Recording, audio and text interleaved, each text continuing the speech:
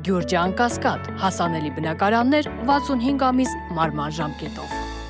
Արդեն 5 տարի ադրբեջանական գերության մեջ գտնվող լիբանանահայ Վիգեն Էուլջեքչյանն ավելի քան 15 օր հացադուլի մեջ է եղել։ 2 ամսից ավելի նրան չի թույլատրվել կապ հաստատել ընտանիքի հետ։ 15 օր հացադուլ անելուց հետո 10 օր առաջ է կինը Լինդան մի քանի րոպե խոսել ամուսնու հետ։ Դրանից հետո դարձյալ կապերը կորել են։ Ինչպես է ամուսնու վիճակը, դադարեցրել է հացադուլը, թե ոչ, Լինդան մինչև հիմա ոչինչ չգիտի։ Անակնկալի եկա, երբ զանգող հեռախոսը համարը տեսա, չգիտեի այդ համարը։ Ասացի ողջույն, Վիգենն ասաց Լինդա, ես եմ, Վիգենը Բաքվից։ Ասացի ինչպես ես, կարոտել եմ քեզ, պատասխանեց, որ ինքն էլ ինձ է կարոտել, երեխաներին։ Ինձ տեղեկացրեց, որ Կարմիր խաչն իրեն վերջին անգամ 2 ամիս առաջ այցելել, բայց բազում անգամ է այնտեղ տեղեկացրել, որ ուզում է շփվել ընտանիքի հետ, մերժել են։ Դրանից հետո հացադուլ է հայտարարել 15 օր։ Հետո նոր հեռախոս են տվել, որ զանգահարի ինձ 2 րոպեով։ Հարցրի, թե ինչ է ուզում, ինչի կարիք ունի, չկարողացավ պատասխանել։ Այսքանը միայն ընտանիքը հիմա անորոշության մեջ է, ոչ մի կապ, բացարձակ լռություն։ Հայ որբերի օգնության ընկերության Բուենոս Այրեսի մասնաճյուղից էլ են ահազանգում դիմում Կարմիր խաչին։ Հիշեցնում եմ, որ Ժնևի կոնվենցիան երաշխավորում է գերիների այդ իրավունքը պարբերաբար կապ պահել ընտանիքի հետ։ Բաց նամակում շեշտվում է Ադրբեջանի իշխանությունները թույլ չեն տալիս Կարմիր խաչի միջազգային կոմիտեին մուտք գործել այն հաստատություն, որտեղ պահվում են Վիգենն ու մյուսները, իսկ կապը ընտանիքի հետ ընդհատվել է փետրվարի 21-ից։ Հաղորդակցությունից բացի ձերբակալված անձին իրավունք ունեն ստանալու անհրաժեշտ պարագաների փաթեթներ յուրաքանչյուր 6 ամիսը 1։ Կարմիր խաչի հասանելիության սահմանափակման հետևանքով ընտանիքները տառապանքների մեջ են, ստիպված օգնություն են ուղարկում վստահ չլինելով, թե արդյոք այն կհասնի հասցեատիրոջը։ Միջազգային իրավունքի մասնագետը ասում է, Ադրբեջանը հերթական անգամ մարդու իրավունքների կոպիտ խախտման է գնում, ինչու, որովհետև Բաքվի շահերից չի բխում թե մարդու պահման պայմանների ինքնազգացողության, թե քրեական գործերին վերաբերող ցանկացած տեղեկության արտահոսքը։ Այստեղ մի քանի իրավունքների խախտում կա, նաև եվրոպական բանտային կանոնների նորմատիվ ժողովածու կա, դրա խախտումն է, որ կառանավորի կապը ընտանիքի հետ պետք է պարբերաբար ապահովի, եւ վստահ եմ Ադրբեջանում էլ նման օրենք կա։ Իսկ Ադրբեջանը ինչու է այդ այցելությունները մերժում, նաև կապը, որովհետև ամբողջ գործը կեղծ հիմքերի վրա է թարգված, վախենում է, որ այդ ինֆորմացիան դուրս կգա։ Այն, որ Ադրբեջանը տեղեկության արտահոսքից խիստ վախենում է, փաստում են նաև Արցախի ռազմաքաղաքական ղեկավարների դատավարությունները, որոնք իբր դռնբաց են, բայց իրականում փակ ու միջազգային աչքից հեռու։ Օտար լրատվամիջոցն ու իրավապաշտպանը այնտեղ անելիք չունեն ըստ Ալիևի։ Պարզ է, որ նույնիսկ մակերեսային ուսումնասիրությունները ջրի երես կհանեն կառավարական կաբինետներում հնարված լեգենդները։ Ռուբեն Վարդյան իր փաստաբանից հեռախոսով է շփվում, դատային դալություն տեսել եք, չէ՞։ Դա էլ է կոպիտ խախտում։ Ինքը դի փաստաբանի առանձնազրույցությունն է, երաշխարհը որ ոչ մեկը չի լսում։ Դե պարզ որ հեռախոսով է խոսում, դա նշանակում է վերահսկվում է նրա խոսակցությունը փաստաբանի հետ։ Իդեպ, հենց այս փետրվարից է Բաքուն ձեռնարկել Կարմիր խաչի միջազգային կոմիտեի գրասենյակը փակելու գործընթացը։ Սա միակ անկախ կառույցն է, որը կարողանում է պարբերաբար այցելել գերիներին, ծանոթանալ նրանց վիճակին, կապ ապահովել ընտանիքների հետ։ Ամերիկայի Սենատի եւ Ներկայացուցիչների պալատի 2 կուսակցություններ ներկայացնող տասնյակ անդամներ հայոց ցեղասպանության 110-րդ տարելիցի առթիվ համերաշխություն են հայտնել հայ ժողովրդին եւ ամերիկահայ համայնքին, հանդես գալով հրապարակային հայտարարություններով, համայնքային հանդիպումներով եւ սոցիալական ցանցերում կատարված գրառումներով։ Կոնգրեսականները ոչ միայն վերահաստատել են իրենց հանձնառությունը հայոց ցեղասպանության ճանաչման եւ արդարության հաստատման պայքարում, այլև պատասխանատվություն են պահանջել Ադրբեջանի կողմից Արցախի նկատմամբ իրականացված ցեղասպանության էթնիկ զտումների համար եւ կարեւորել հայ ռազմագերիների անհապաղ ազատ արձակումը։ Ալիևին հանգիստ չի տալիս 90-ականներին Ադրբեջանի արցախյան պատերազմում կրած տոտալ պարտությունը։ Հայկական ակնայում կամ ինչպես ադրբեջանցիներն են այն անվանում Աղդամում Ալիևն ու կինը մուղամ են լսել ու կրկին հիշել Հայաստանին։ Հայկական ֆաշիզմը ցանկանում էր ընդմիշտ օկուպացնել այս տարածաշրջանը եւ ցավոք որոշ օտարերկրյա պետություններ, որոնք կանգնած էին նրանց թիկունքում, համերաշխ էին նրանց հետ։ Ընդհանրապես ադրբեջանը թուրքական կողմը հաճախ է հայերին Հայաստանին հիշատակում ֆաշիզմի կոնտեքստում, եւ դրա պատճառներն ըստ պատմաբան մասնագետների պատմական անցյալի խորքերից են գալիս։ Գարեգին Նժդեհը, Զորաբար Անդրանիկը կյանքի գնով պաշտպանեցին ու պահեցին Սյունիքը, եւ հենց այդ ժամանակներից հայերը ադրբեջանցիների եւ թուրքերի համար դարձան ֆաշիզմի դեմքեր։ Մոռանում են այն հանգամանքը, որ այդ տարածքները պատկանել են հայերին եւ հայաբնակ են եղել եւ ուստի հայերը պաշտպանել են տարածքները։ Այսօր ադրբեջան-թուրքական քաղաքականությունը կայանում է նրանում, որ այն տարածքները, որտեղ նրանք ժամանակին բնակեցվեցին, սեփականաշնորեն եւ դրա լավագույն միջոցը հակադարձելն է հայերին հենց այս լոզունգներով, որպեսզի կարողանան հաստատվել եւ սեփականացնել այն տարածքները, որոնք պատկանել են հայերին, ինչպես արել են դարեր շարունակ։ Ալիևը սակայն միևնույն ժամանակ խոստովանում է, որ 90-ականներին իր երկրում շատ ծանր էր իրավիճակը։ Էլչիբեի ժամանակաշրջանն է հիշել կրտսեր Ալիևը եւ Ադրբեջանում այդ տարիների կառավարումը բնորոշել բռնապետության, քաոսի, անարխիայի ժամանակաշրջան։ Հողերը օկուպացիայի տակ էին եւ կանոնավոր բանակ գործնականում գոյություն չուներ։ Ալիևը եղբայրական Թուրքիայի հետ Հայաստանի դեմ 44-օրյա պատերազմին է անդրադարձել, նշելով, թե այդ պատերազմից հետո իրենց նկատմամբ թշնամաբար տրամադրված շրջանակները պետք է տեղյակ լինեն, որ Ադրբեջանի հետ հարկավոր է հաշվի նստել։ Նրանք, ովքեր այսօր մեզ հաշվի չեն առնում, գոնե մեր տարածաշրջանում վաղը կզղջան դրա համար։ Ալիևը հիշում է 90-ականները այն կոնտեքստում, որ նա հաղթանակ է տարել 90-ականների Ադրբեջանին պարտեցնողներին։ Այսինքն նա իր հաղթանակը ոչ թե այսօրվա Հայաստանին է ուղղում, այլ ուղղում է 90-ականների եւ 2000-ականների Հայաստան։ Ալիևը գտնվում է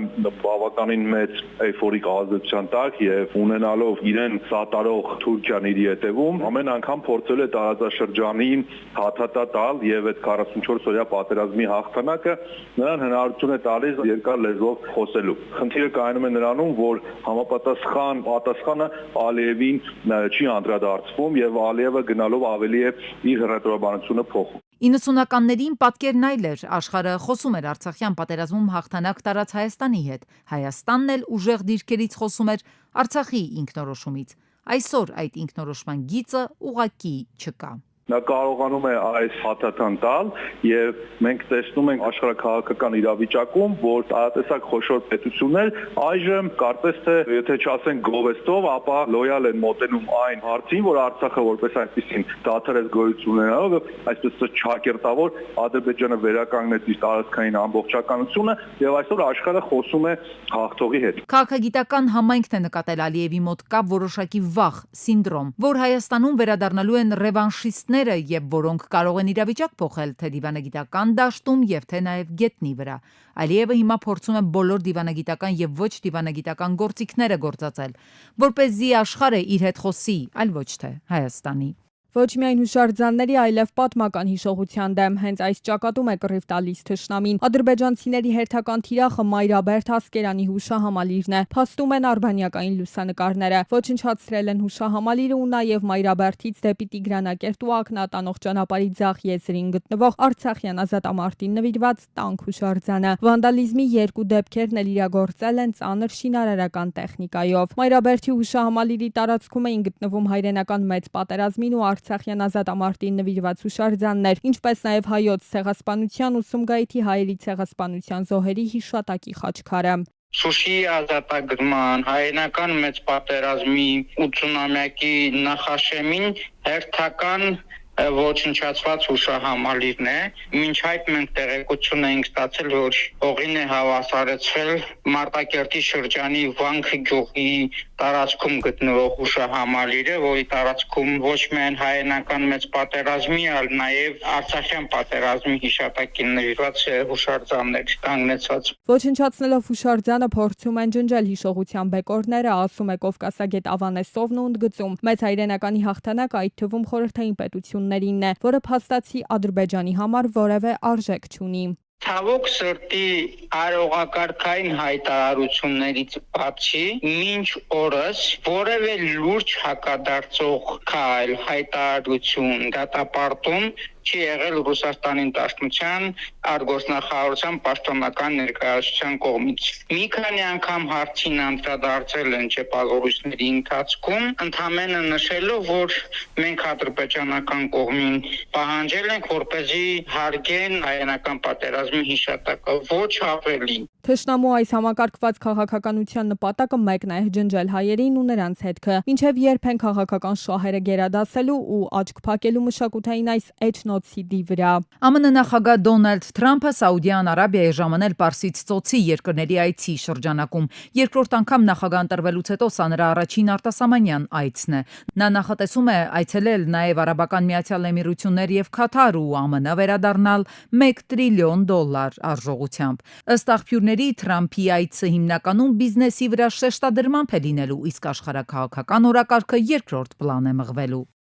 Ռուս-ուկրաինական երկարձգվող պատերազմից ավելի քան 3 տարի անց Ռուսաստանի նախագահն առաջարկում է Ուկրաինային հանդիպել մայիսի 15-ին Ստամբուլում հակամարտության սկզբնապատճառները կարգավորելու համար։ Մոսկվան առաջարկում է անհապաղ վերսկսել դեմ առ դեմ բանակցությունները առանց նախապայմանների։ Հիմա ռազմական գործողություններ, պատերազմ են ընթանում, իսկ մենք առաջարկում ենք բանակցություններ։ Այստեղ ինչ վատ բան կա։ Նրանք, ովքեր իսկապես խաղաղություն են ուզում, չեն կարող չաջակցել դրան։ Պուտինի հայտարարություններից ժամեր առաջ Ուկրաինան նաև Կիևին աջակցողները հորդորել էին Մոսկվային 30-օրյա հրադադար հաստատել։ Եվրամիությունն ու Միացյալ Նահանգները զգուշացրել էին, եթե Կրեմլը չհամաձայնի, կլինեն պատժամիջոցներ։ Պուտինը ի պատասխան առաջարկեց նախ հակամարտության կարգավորման շուրջ բանակցել, չբացառելով, որ արդյունքում կարող է նաև հրադադարի հարցը լուծվել։ Այս ընթացքում Թուրքիայի նախագահը համաձայնեց ռուս-ուկրաինական բանակցությունները հյուրընկալել։ Կայուն հրադադարի մասին խոսք լինել կարող է, հակված են կողմերը գործակցության։ Քաղաքագետն ասում է, տրամաբանորեն տարբեր նպատակներ են հետապնդում նրանք։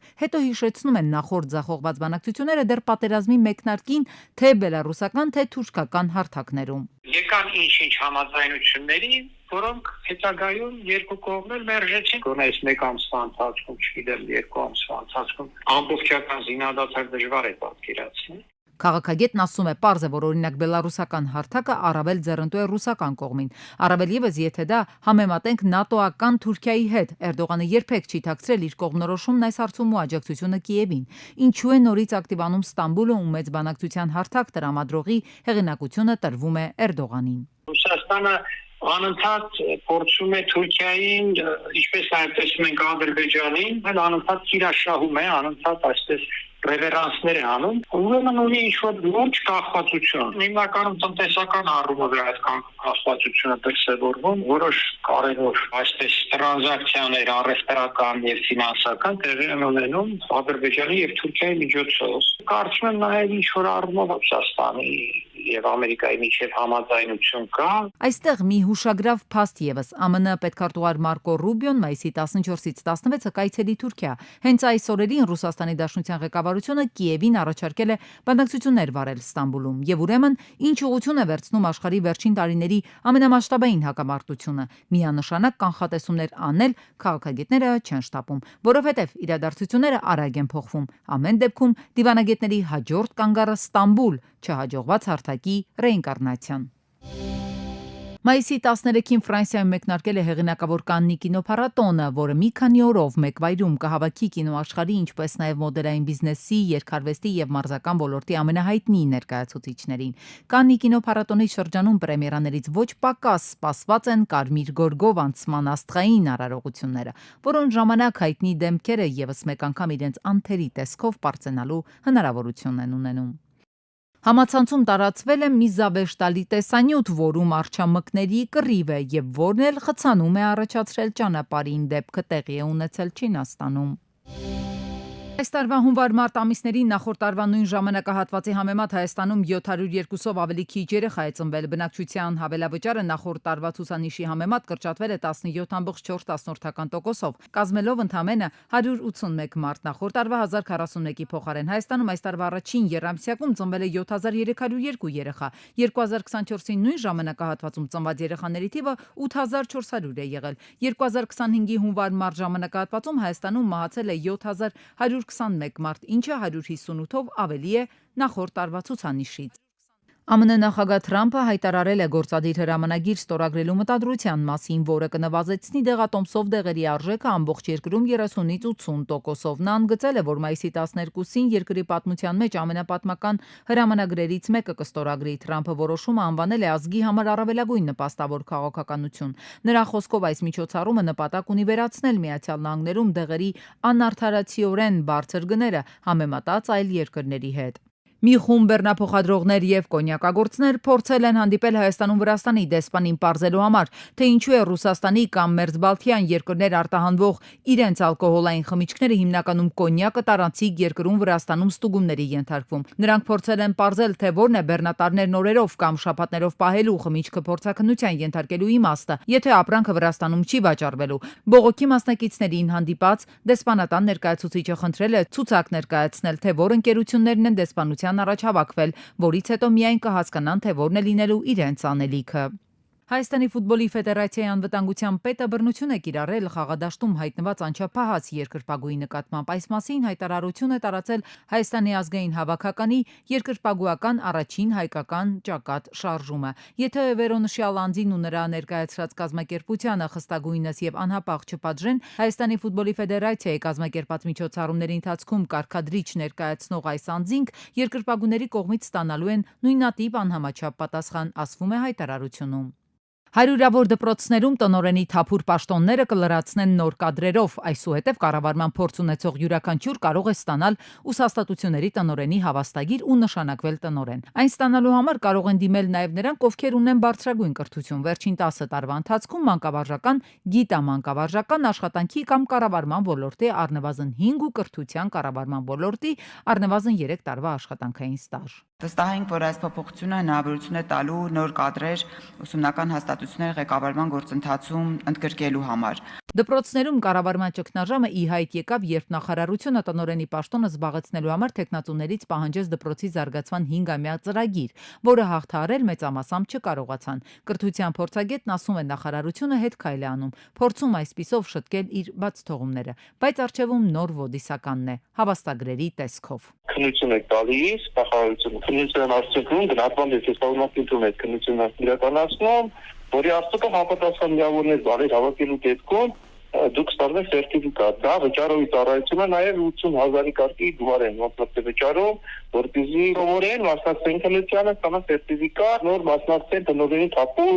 դերի համար հայտարարած սերտիֆիկատների։ Իսկ թե ինչով չէին բավարարում նախկին տնօրենները կրթական գերատեսչության պահանջներին, պարզ չէ, փոխարենը նոր տեխնատուները սրտի թրթիրով փորձում էին հաղթահարել զարգացման ծրագրի մրցույթը, բայց ավաղ ձախողում ու տապալում էին,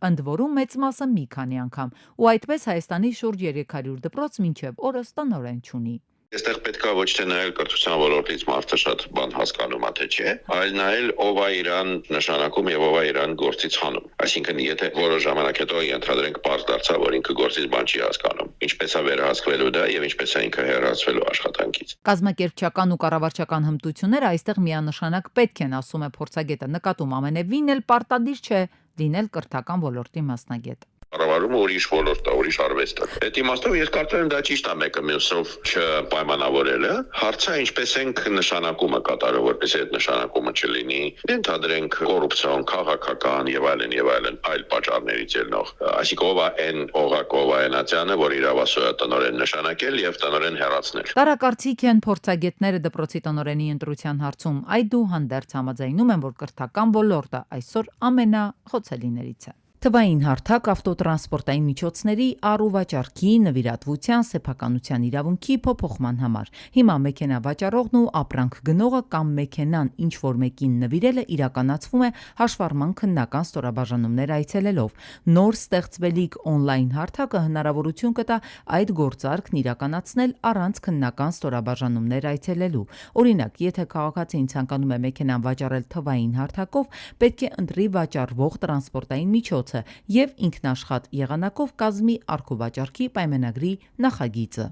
Ցանկությունից է կախված, եթե չի ցանկանում այցելել հաշվառման քննական ստորաբաժանում իրականացնել այդ տարբերակով, բնականաբար կարող է ձեռք բերել նույնականացման քարտ եւ առողջարքը կազմակերպել։ Պայմանագիրը ստեղծվում է ինքնաշխատ եղանակով, քաղաքացին կարողանում է էլեկտրոնային ստորագրություն թողնել համակարգում։ Համակարգը պայմանագիրն ավտոմատ ուղարկում է գնորդին։ Եթե գնորդը համաձայնվում է առաջարկին, նա եւս ստորագրում է պայմանագիրն ու առքուվաճառքի տրամաբանությամբ գործարքը համարվում է կնքված։ Հարթակի միջոցով հնարավոր է նաեւ սեփականության իրավունքի փոփոխություն իրականացնել։ Մասնագետները այս գաղափարը դրական են գնահատում, սակայն քաղաքացին կրկին խնդիրներ է ունենալու էլեկտրոնային ստորագրության դեպքում։ Իրանք ներդնում են միանգամից ու ժողովուրդը ու հասարակությունը կոլապսի է ենթարկվում։ Սկսում են դրան պատճառով գոյանալ հերթեր նույն էլեկտրոնային ստորագրության ստանալու, ասենք, այդ չգիտեմ, բայրերում։ Շատերը դեռ ID նույնականացման քարտեր չունեն, եւ հետո ինչպես է գործարքը կնքվելու արտասահմանցիների հետ։ Ոնց է կարգավորվելու, որ մեկ եթե անձնատերյա քաղաքացիություն ունի ուղղակի ID քարտ։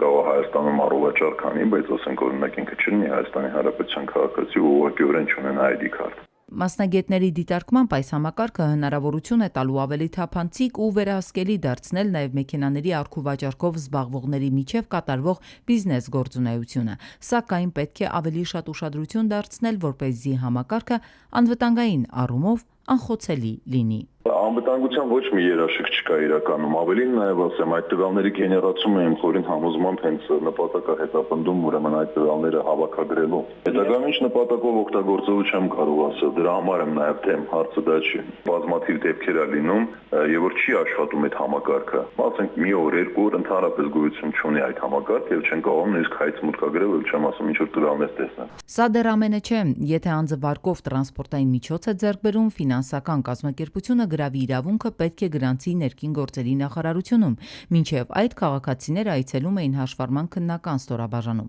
Այս նոր հարթակում դա եւս կարող է իրականացվել ինքնաշխատ տարբերակով։ Այսինքն պայմանագրի հիման վրա ընդամենը հայտ ենք ստանում կոնկրետ ֆինանսական կազմակերպությունից, որպեսզի կարողանան գրավի իրավունքը